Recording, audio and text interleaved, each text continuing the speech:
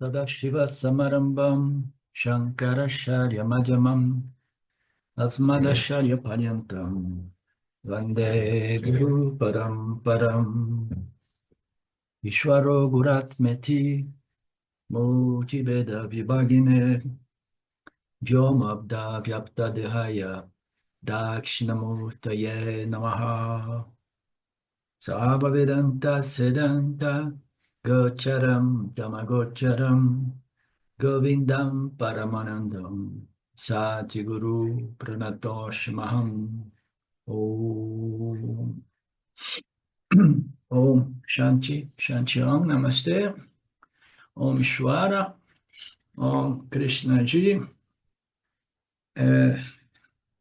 Bem-vindo de voltas à beleza do Gita. Deixa eu desligar meu telefone aqui.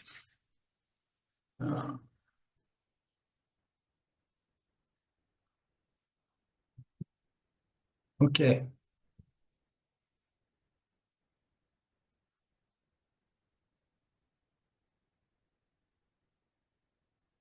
Nós estamos no arquivo 1415, né? Nós iniciamos na última aula, né? Neste capítulo 12, nós vimos que, após Krishnaji ter apresentado os 5 níveis de devoção neste processo de elevação espiritual, ele apresentou algumas sadhanas e exaltou no final, né?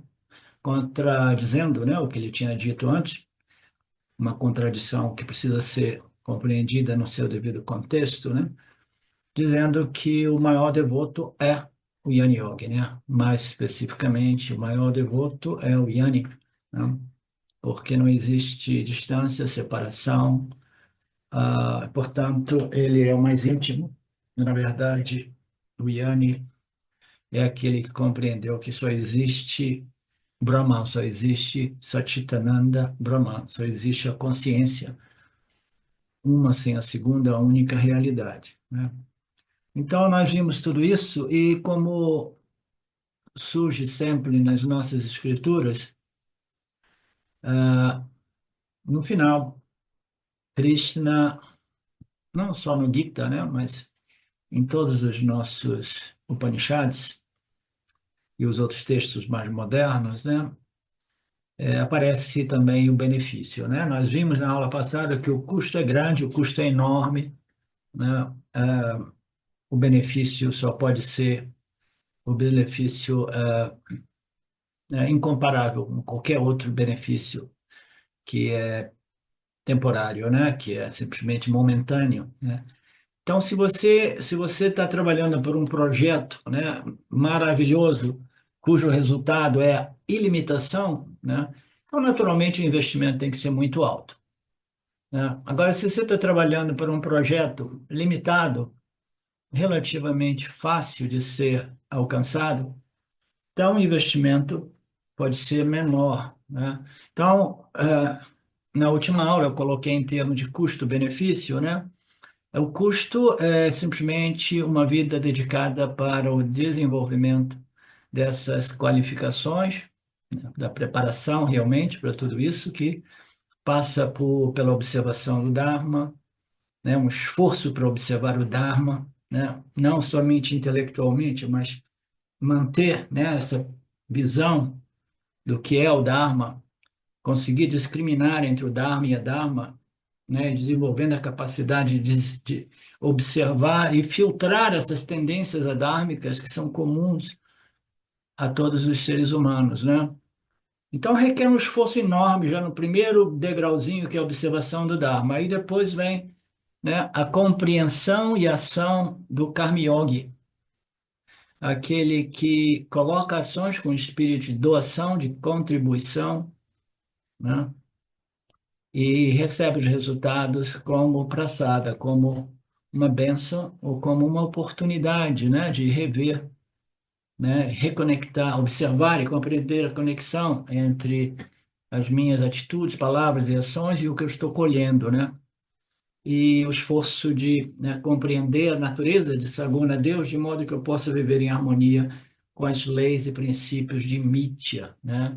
as leis e princípios de Mitya. Nós precisamos compreender as leis e princípios do Senhor Criador de Mitya para que a gente possa viver não em conflito com o quê? Com o Criador e com o campo que mantém uma harmonia, toda ela embasada nessas leis.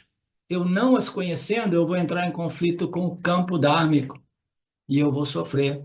E eu vou desenvolver uma mente sempre mais doentia, sempre mais cronicamente incapaz de crescer realmente espiritualmente. Então, a observação do Dharma é o primeiro degrau, a aplicação do Karma Yoga, a compreensão desse relacionamento entre Jiva, Ishvara e suas leis, as leis que regem o Jagata, são fundamentais. Depois, então, nós temos o Passana, né?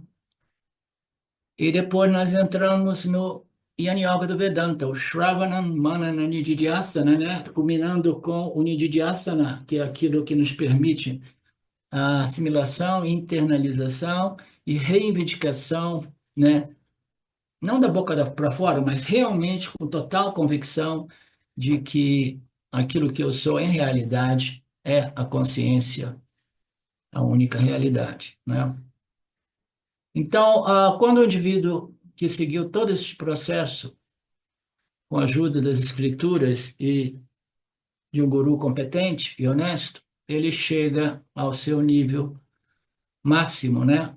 E o custo é enorme, né? O custo é enorme. O que você mais vê por aí são impostores. É curioso, né? Nesse mundo por aí, assim, existe um monte de vigaristas e impostores.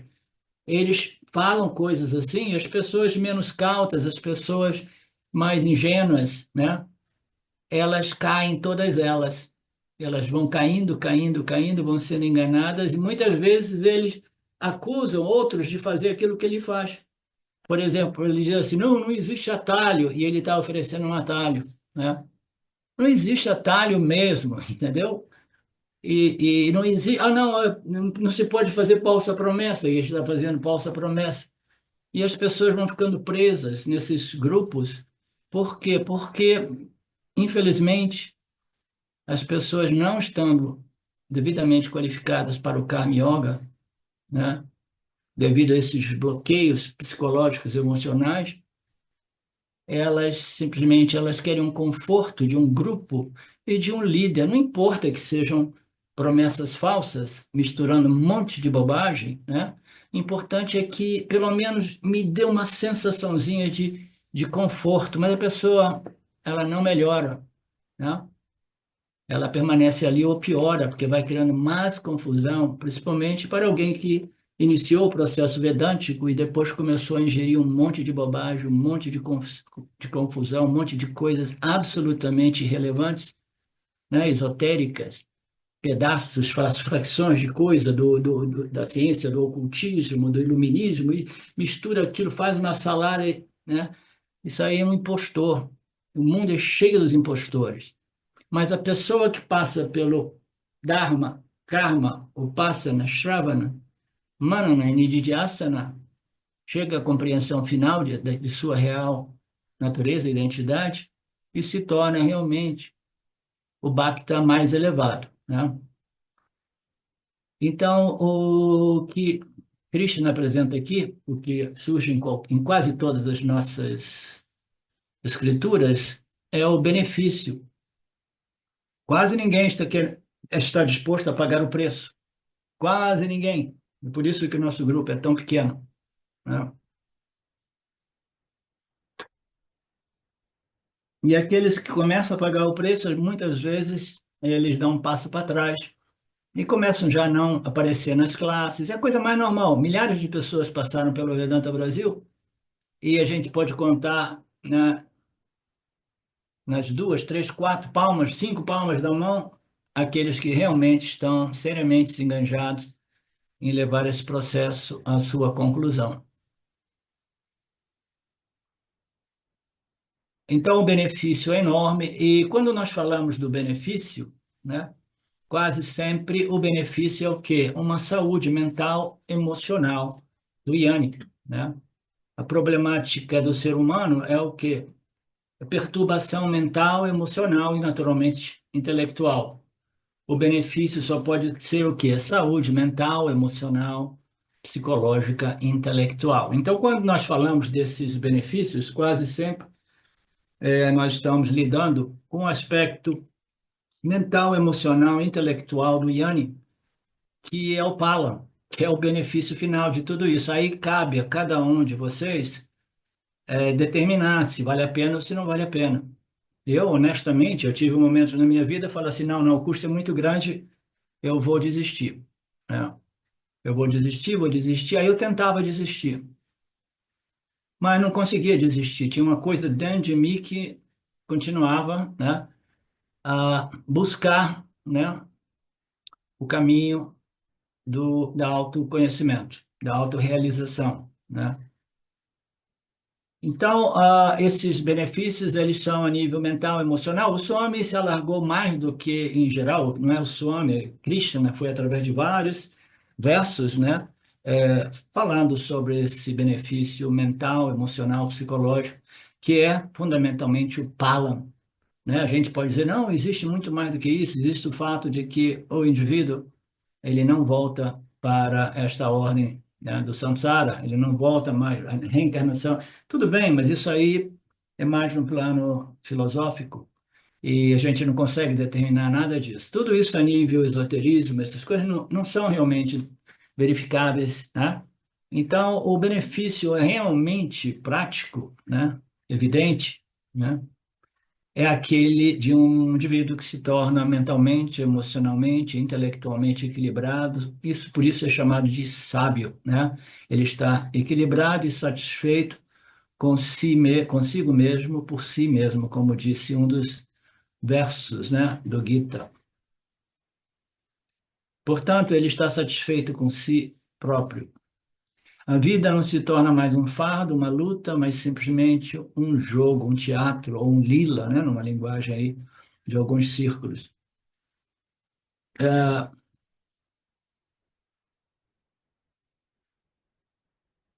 ok. Então, nós vimos diversos aspectos desse benefício, né? Inclusive o fato de que o ódio vai desaparecendo, né? Do coração do Yanni, né? Ele é amigo das pessoas. E aí, no final, o Krishna, o Swamiji, apresenta as qualificações vedânticas, né? Que são os 4Ds, a capacidade de discriminação, a despaixão ou vairagya, né? Equanimidade em relação aos prazeres e dores da vida, as circunstâncias favoráveis e desfavoráveis. E depois as disciplinas. O Swami nos lembrou das disciplinas sugeridas, né? No Yoga Sutra, né, de Patanjali, né, dizendo que é um ótimo sistema para equilibrar e integrar as diversas funções do corpo sutil humano, né?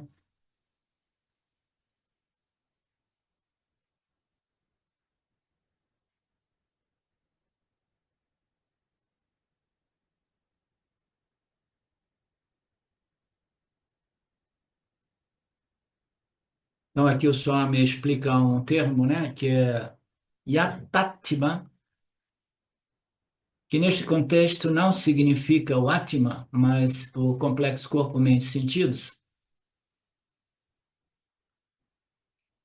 A palavra técnica, caso contrário, seria Karya Karana, consistindo do corpo, os órgãos dos sensoriais e o antakarana, a mente. Então, as funções do corpo sutil.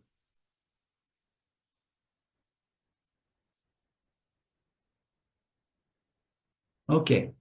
Só não significa o Satchitananda Atma, mas significa o corpo. Só uma nota que o senhor me colocou ali, porque existem nuances, né, nessas exposições do sânscrito, né, que vêm lá, né, da eternidade, mas principalmente de Shankaracharya, né, 1.300 anos atrás, que, que precisa ser compreendido por pessoas que estudaram as palavras de Shankaracharya e que conhecem profundamente o sânscrito, né? Linguagem sânscrita. Então, nós sabemos que os órgãos dos sentidos eles podem ser um instrumento esses que nós somos os mestres, né? Nós temos a maestria a respeito dos cinco sentidos, os cinco de ação e os cinco de recepção. A disciplina, o terceiro D entre as qualificações do Vedanta, se refere a essas purificações, né? Refinamentos e disciplinas desses 10 órgãos que eu lembrei na aula passada, né? Representados lindamente pelas rédeas, né? Dos cinco cavalos comandados por Lord Krishna, né? Lord Krishna sendo um símbolo do intelecto humano devidamente purificado, capaz de controlar aquilo que está abaixo dele, que são os órgãos de recepção e os órgãos de ação, né? O intelecto está lá em cima, aqui embaixo tem a mente, o sistema de memória, o ego e os órgãos dos sentidos e os órgãos de recepção e os órgãos de ação, né? Então, essas disciplinas, elas são absolutamente necessárias. Então, nós vimos que as asanas, elas vão ajudar a gente a integrar, né, o corpo, ou, digamos assim, harmonizar o corpo, né? O corpo físico, né? A gente sabe que o corpo, os pranas e a mente fazem parte de um sistema integrado, né? É um organismo integrado. Então, a gente entra nesse processo de purificação, elevação espiritual, como eu costumo dizer, através de níveis nos quais nós precisamos mais, né? Trabalhar, né? Por exemplo, quando eu iniciei, eu entrei no físico mesmo, né? Eu tinha que liberar muita toxina, muitos conflitos emocionais, etc. E devagarzinho, gradualmente, eu comecei a entrar mais no pranayama, que é a prática de observação da respiração, e que tem um impacto também grande no físico e no mental e no intelectual. Então, integrando todos esses aspectos do complexo corpo, mente, sentido, nós andamos, nós nos movemos, né? Eu fui me movendo sem saber de nada disso, né? E como eu disse no início, atividades chamadas assim de meditações ativas, né? Daquele meu primeiro guru, que eu não posso citar o nome, e que depois eu fui entrando no pranayama. E depois eu fui entrando em níveis de meditações ainda mais profundas, né, sutis e diretas, né? E desse modo a gente vai encontrando o nosso caminho no processo de elevação espiritual, até nós chegarmos na parte mais difícil, né? Depois de a gente purificar, preparar isso e aquilo, a gente começa a ter uma experiência melhor de nós mesmos e do mundo, né? E aí a gente pensa, é por aí mesmo, né? Então, eu tenho que chegar a um ponto de preparação, purificação, que me permita ter uma experiência do mundo sempre perfeita, né? Então, eu cheguei num ponto, mas isso é impossível, né? Aí o Vedanta aparece nos dizendo que o que resolve o problema não é realmente a purificação com o objetivo de produzir uma experiência permanente, porque a natureza de toda experiência é a impermanência, mas aquilo que estabelece a mente, né, numa predominância, né, de pacificação, de paz, de tranquilidade e de foco e de discriminação, é o conhecimento da real natureza do ego, do eu, né, do indivíduo, né? Porque uma vez que o indivíduo conhece isso, conhece claramente, firmemente, sem, sem esquecimento, né? Sempre disponível, então isso vai processando ainda mais e mais sabedoria subconsciente, né? Que vai se manifestando com mais equanimidade e uma mente sempre mais e mais bem estabelecida, né? Nessa capacidade mental, esse equilíbrio mental, emocional, psicológico, e permite ao Yanni de fazer uma leitura e de novo se reequilibrar independentemente das circunstâncias, né? Então, este processo ele conduz a um samadhi, né? Que é uma equanimidade. Você vê as coisas. Samadhi vem da palavra sena, mesma coisa, né? Então, a equanimidade a respeito dos parábadas, a respeito das circunstâncias, situações de vida, né? Então, esta força, como o Swami, e equilíbrio mental, mental, emocional, psicológico, é uma dos, é o aspecto principal, o resultado, né? O fruto principal do autoconhecimento. Mas o indivíduo tem que passar pela purificação das 6 disciplinas, né, que irão purificar, equilibrar, integrar e disciplinar os órgãos dos sentidos, desenvolvendo determinadas características. A Ashtanga Yoga é muito valorizada pelo Swami. Aqui e ali eu lembrei de citar na última aula que o único problema em geral dos Yoga Sutras é que eles apresentam essas sadhanas como um fim por si mesmo, né? Não como um meio de preparar. Então, eu estava falando isso, quando o indivíduo vai chegando nesse ponto de mais preparação, aparece o Vedanta e diz assim: o autoconhecimento é a única saída da problemática humana. Isso é uma coisa difícil para as pessoas compreenderem, tá? É muito difícil, porque no mundo espiritual a experiência é supervalorizada. Agora, o conhecimento da real natureza do eu, né, que precisa ser abordada como a real natureza de Ishvara e de Brahman, né, isso é algo que soa como uma filosofia árida, uma filosofia que não produz nada além de conhecimento intelectual, né? E existe uma infinidade de pessoas, né, pandits ou o outro termo aí que o Marcelo mencionou, e os acadêmicos, né?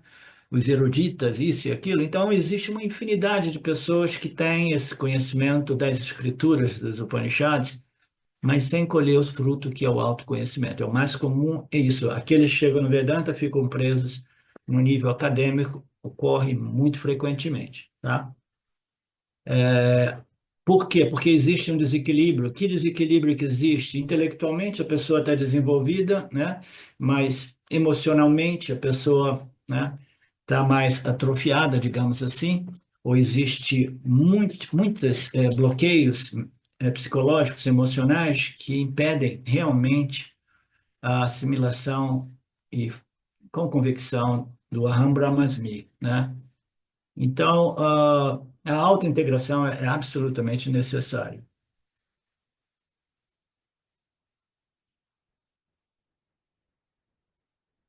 Só a mim nos lembra aqui que durante as aulas, eu gosto também que as pessoas abram os vídeos, porque aí eu consigo observar mais ou menos como vocês estão, né? Quando eu vejo a pessoa se movendo e se coçando a cada momento, fechando e abrindo o vídeo, eu vejo que a pessoa está com a mente mais disturbada, né?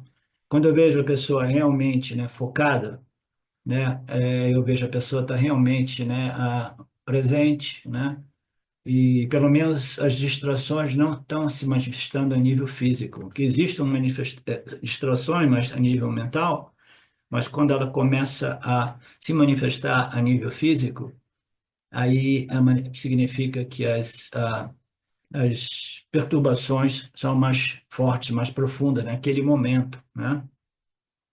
Então, o senhor me diz, eu não sei se você durante uma hora é capaz de assistir essas aulas sem muitas distrações. Eu espero que sim, eu tenho esperança que sim, né? Por quê? Porque o Shravana requer essa capacidade de foco, né? Então, o Passana vai nos permitir desenvolver a capacidade de foco, de atenção, né? Após a conclusão desse Shravana, a assimilação é possível através do Nididhyasana, que deve ser precedido do Manana, muita reflexão e contemplação. Portanto, a autodisciplina é necessária ao longo de uma vida inteira. Sem autodisciplina, a gente não consegue ter sucesso nem mesmo, né, no mundo material. Porque a pessoa é uma pessoa dispersiva, né? Ela não tem foco, né? Você já não existe nada mais, como se diz, não me incomoda não, mas quando, né? Antes Antes do autoconhecimento, era incomodante quando uma pessoa quer contar uma história para alguém e você vê que a pessoa não está fazendo atenção, porque a mente da pessoa está indo para cá, indo para lá, indo para cá, interrompendo você, pá, pá, pá, e você quer contar a sua história, né? Porque todo mundo gosta de contar as suas histórias. Então, você vê essas pessoas assim, né? Então, o Yanni simplesmente prefere não contar a história. Se alguém perguntar, ele começa a contar. Se a pessoa ficar distraída, ele para de contar. Aí, a menos que a pessoa pergunta, como é que é? O que que você estava dizendo? Conta aí. Você tem certeza que você quer ouvir? Né? Então, o foco é muito importante.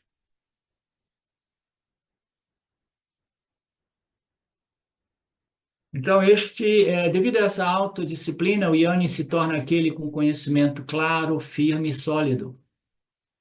Ele obteve o autoconhecimento, firme na sabedoria, uma firme convicção, uma sabedoria livre de dúvidas, e essa sabedoria, ela precisa, né, frutificar, né, não somente a nível intelectual, mas a nível mental, emocional, psicológico.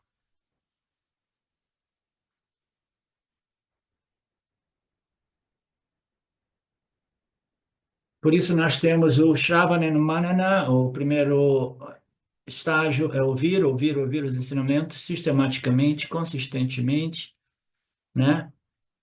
E no Vedanta a gente diz ouvir porque realmente precisa ser ouvido, né? Se você quiser ler as escrituras, você não vai se beneficiar muito. Você precisa ouvir. E ouvir de uma pessoa, de um professor honesto e competente e tradicional, que apresenta os ensinamentos sem corrompê-los, sem misturar com essas bobagens que existem por aí, tá? Eu falei já, as pessoas que gostam de pegar os fragmentos do Vedanta e misturar com outras coisas, quase sempre elas não fazem referência à tradição, ao guru deles mesmo, isso e aquilo, porque eles são ali mais ou menos como ladrão que rouba as coisas para depois criar aquilo que eles chamam o meu ensinamento, né?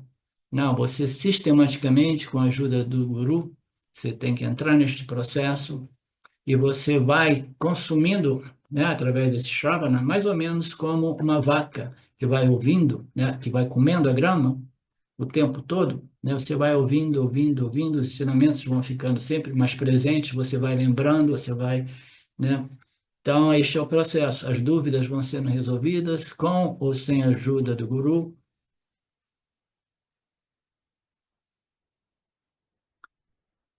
E só me disse que algumas pessoas falam com ele que você parece que tem telepatia. Eu tinha uma dúvida e você resolveu a minha dúvida hoje, durante a aula.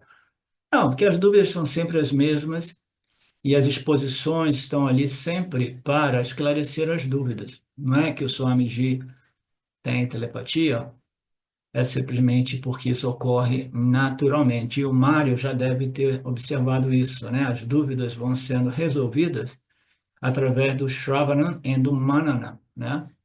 Sem interromper a aula constantemente, né? Nós tínhamos o Felipe, né? O Felipe Fagundes, que tinha o hábito de interromper a aula muito frequentemente. Aí eu conversei com ele, falei, aí ele foi se tornando mais sábio, mais sábio, mais sábio, ele parou de interromper as aulas. De vez em quando ele me escreve, colocando as suas dúvidas. O cara cresceu uma enormidade em poucos anos.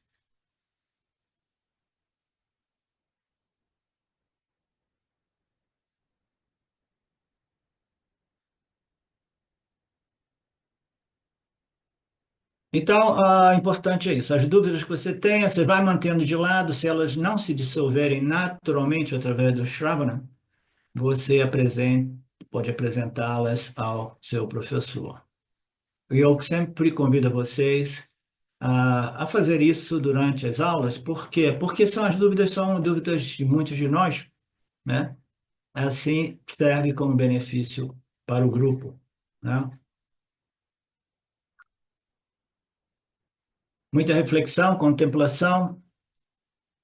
Como eu costumo dizer, não existe uma linha clara, tangível entre o ouvir, refletir e contemplar. Você já ouve refletindo e contemplando, mas o dever de casa é você já não está ouvindo, mas você está refletindo e contemplando, né? E aquilo ali vai ajudando a eliminar as dúvidas, dissolver as dúvidas.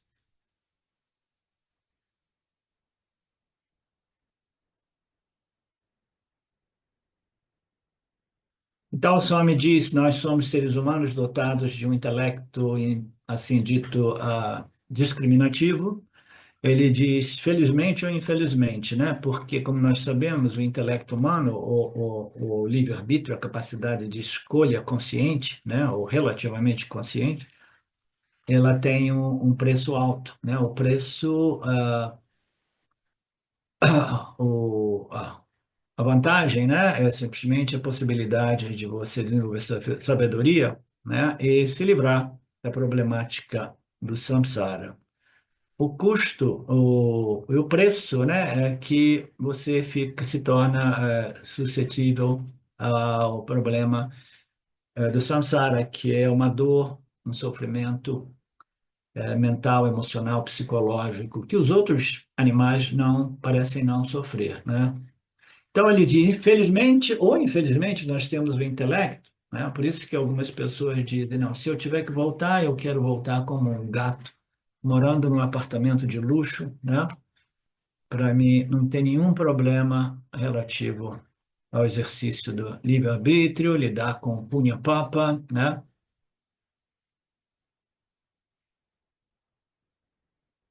E aqui o Swamiji, ele faz uma piadinha foi uma piada do Shimayananda. Shimayananda gostava de tirar onda de todo mundo. Ele gostava de apontar o fato de que existe tantos impostores, né? Picaretas, vigaristas que se propõem como gurus, né, na Índia principalmente, e eles invariavelmente eles desenvolvem uma, uma barba branca, né, é indispensável, você tem que deixar a barba crescer, né?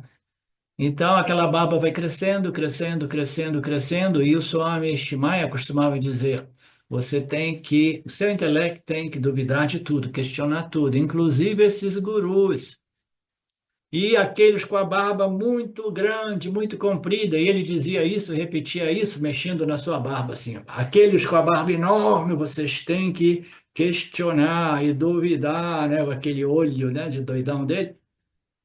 Então, o Swami Paramartananda está lembrando do Shimaya, dizendo isso. Quanto maior, mais comprida a barba, mais dúvida você deve ter do guru. É uma brincadeira. O seu intelecto precisa estar satisfeito. Nós precisamos dispor e levantar essas questões, essas dúvidas que não foram bem resolvidas. Aí entra um outro problema psicológico. Tem pessoas que são muito tímidas, e a timidez é uma expressão de, de uma autoestima que precisa ser melhorada, e elas não gostam de apresentar as dúvidas em grupo e até mesmo, né, pessoalmente com o guru, né? Elas não gostam de fazer isso. Mas não, as dúvidas não podem ser jogadas para debaixo do tapete. Elas vão simplesmente minar o nosso conhecimento. Você está obtendo conhecimento, mas você tem suspeitas e dúvidas, né? Tem um monte de vaguezas e abstrações que estão ali de mão dadas com aquilo que eu obtive como compreensão. Então, como que este conhecimento vai se tornar realmente, né, um conhecimento firme, claro e de total clareza de convicção? Não, você tem, né? Você tem dúvidas, questões, abstrações, vaguezas, né? Lá na sua mente subconsciente que vão impedir. Então, tudo isso precisa ser, né, apresentado ou em grupo ou pessoalmente com o guru. Somente então eu obterei a convicção do Atmiyana, que é apresentada como Dridha Nishkaya. Em outros termos, é Yananista, firmeza de conhecimento, de autoconhecimento.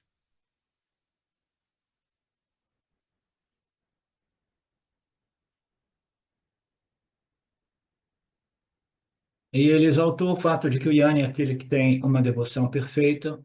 Se você for um Bhakta devocional na dualidade, você vai sempre perceber a distância, a separação entre você e Deus.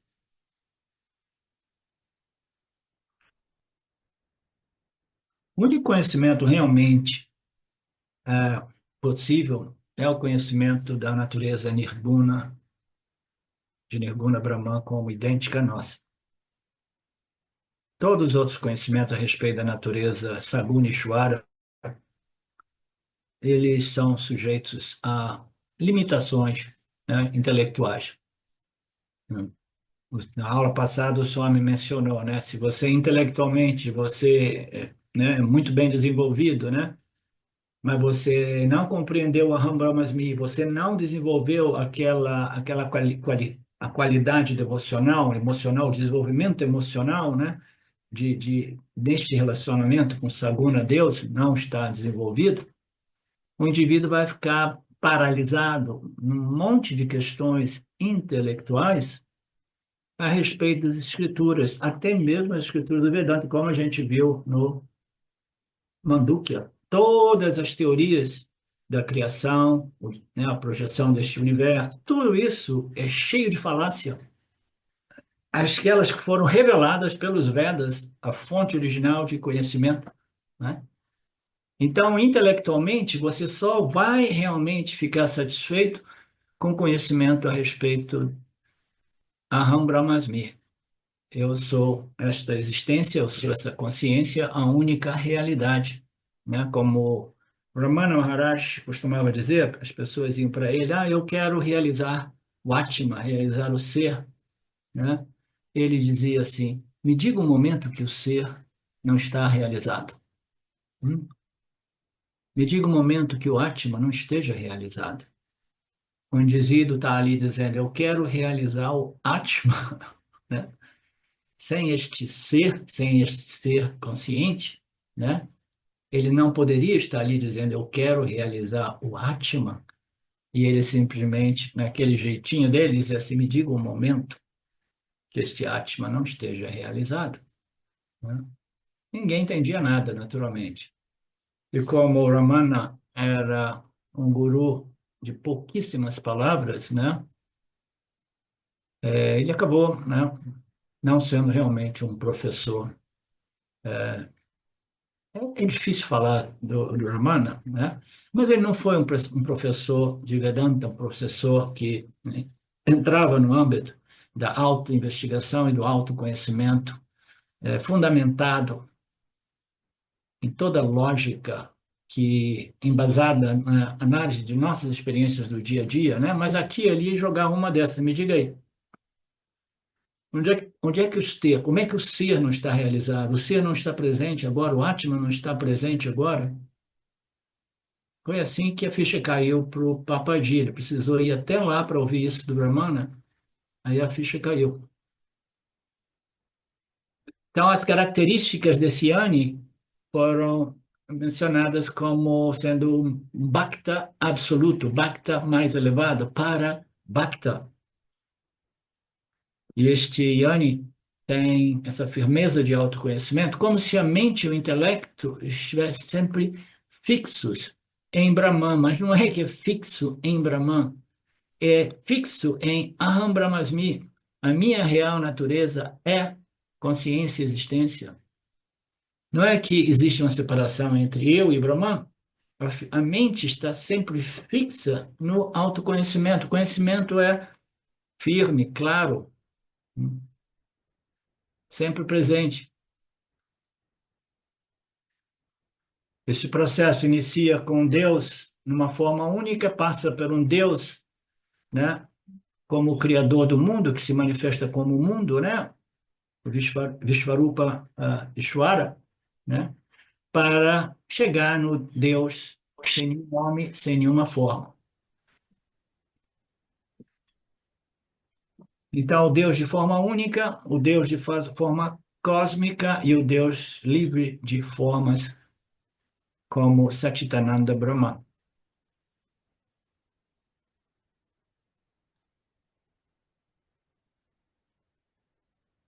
E o ponto mais importante de tudo isso é que os níveis mais altos da devoção, isso é muito bonito e muito importante, eles não cancelam os níveis mais baixos, tá? Principalmente os yanis que viveram, realizaram, né? O Aham Brahmasmi, dentro do contexto da cultura védica, né?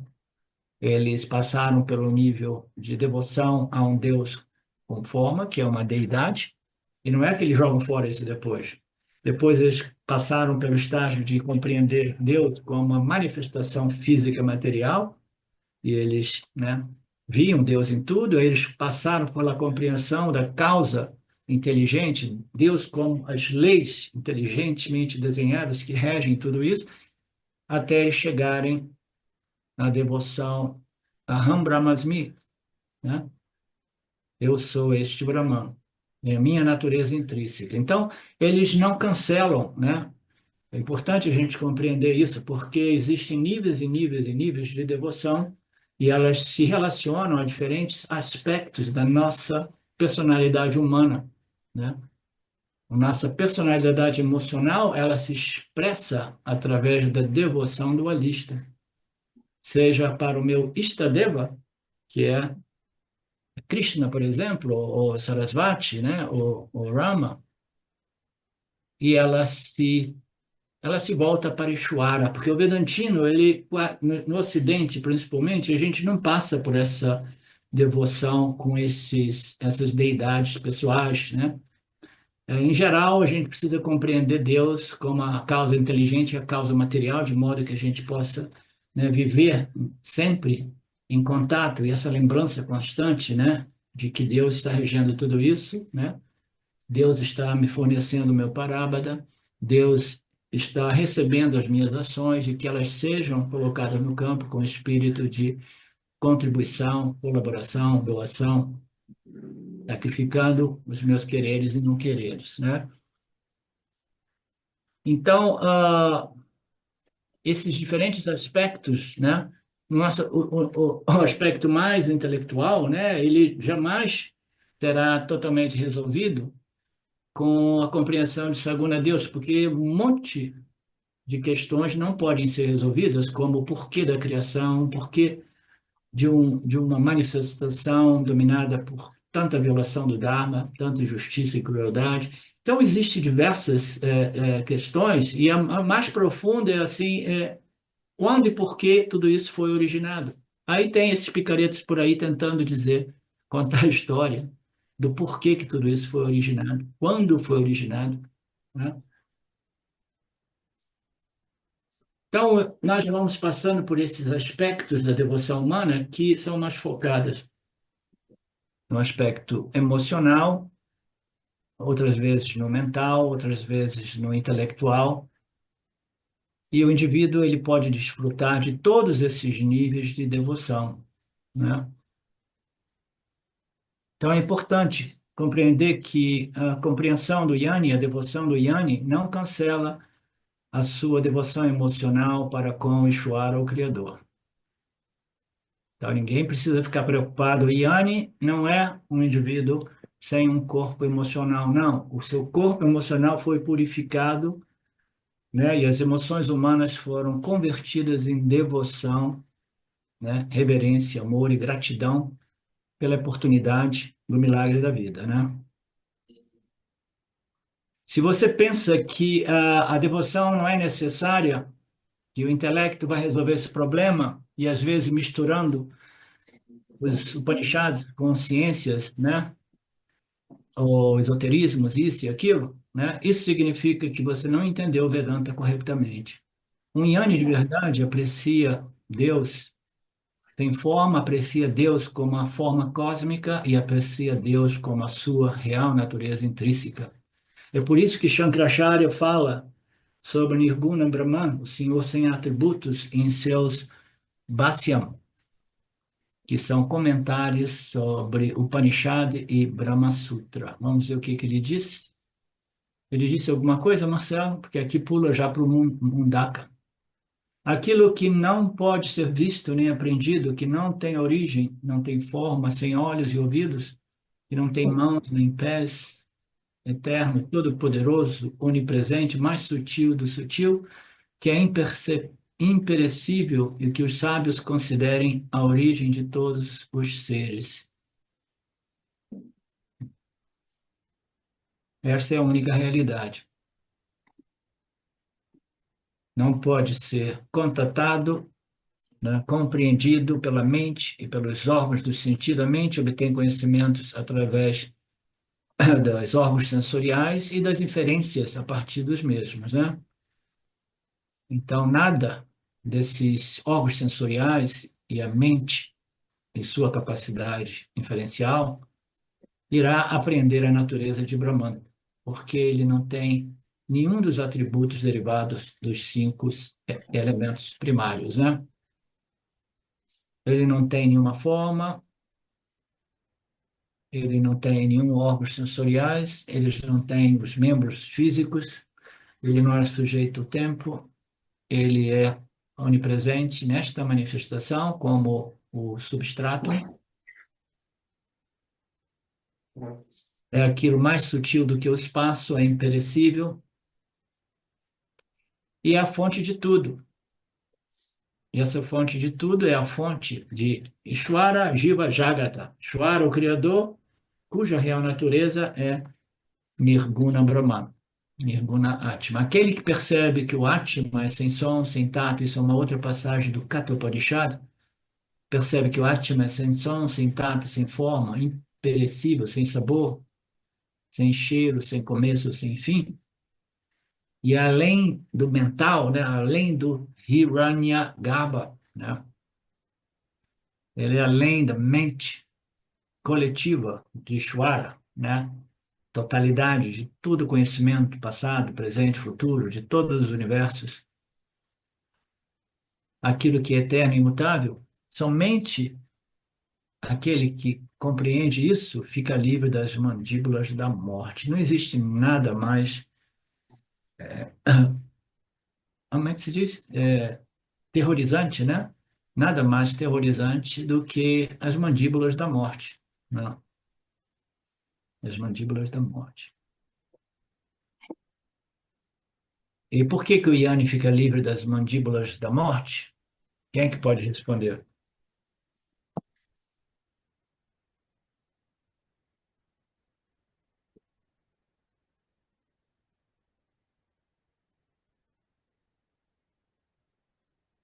Não tá, Betânia, você pode responder. Tá todo mundo acanhado hoje, até a Poliana. Ah, professor, que é o eterno imutável, nunca muda nem nasceu, então é isso. É a nossa real natureza, não é o corpo. Então, ele fica livre das mandíbulas da morte porque, misteriosamente, mas de fato, ocorre neste processo Upanishad uma transferência do senso de identidade, de identificação. Você transfere a sua identificação. Não a força, é uma coisa que Ishvara, puf, a bênção de Ishvara produz isso, né, através do seu sistema. Não é que ele vai dizer assim, ah, eu vou produzir isso na Betânia semana que vem. Não. Os esforços, os méritos, a Betânia, dentro do âmbito desse sistema Ishvara, vai fazer de modo que, num determinado momento, este conhecimento produza essa transferência de senso de identificação. Antes eu vivia identificado no corpo-mente como corpo-mente, e agora eu estou identificado na consciência como consciência. A iluminação, autorrealização, moksha, nada mais é do que essa transferência de identificação daquilo que é mortal para aquilo que é imortal, né? Isso não significa dizer que o indivíduo não continue vivendo, né, exaurindo, né, os seus parábadas, através do corpo mortal, mas só que a identificação com o corpo mortal foi cancelada, foi interrompida, né? Portanto, Yanni fica livre das mandíbulas da morte. Ele é capaz de lidar com Deus, com forma ou sem forma, igualmente. Ele é capaz de escrever esplêndidos versos poéticos, né, sobre Ishwara, o Senhor Shiva, o Senhor Krishna, né, o Ishwara, né, que são essas deidades, que são esses avataras, como queiramos dizer, que são esses seres, né, que servem como símbolos de Nirguna Deus. Eles são capazes de emocionalmente, a poesia é um movimento emocional lindo, maravilhoso, intuitivo, né? Uma inspiração, o indivíduo vai produzindo essas poesias, né? Principalmente quando elas têm esses elementos devocionais. Então, esses poetas, né? Existem diversos poetas, até mesmo fora da nossa tradição vedântica, né?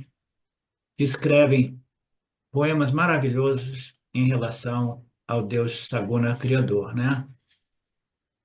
Professor, aqui ele está falando do Shankaracharya, daquela parte lá de cima, que Shankaracharya pode falar do Advaita e do Bhakti Dvaita.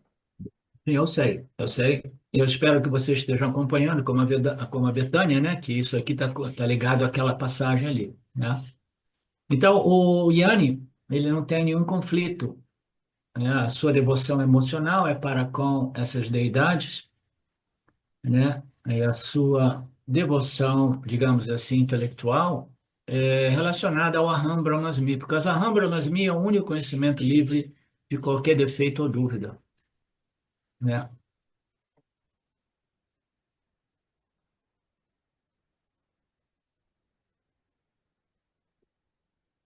Obrigado, Betânia.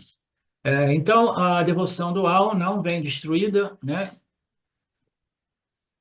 Ele disse que um acharya, em nossa tradição, disse um Advaitin, não dualista, pode desfrutar de Dvaita Bhakti, devoção dual, muito mais do que os devotos meramente duais, que não compreenderam o Advaita, não compreenderam o Deus livre de nome, cor e forma e atributos. Então, o Yanni é capaz de curtir a devoção dual, né?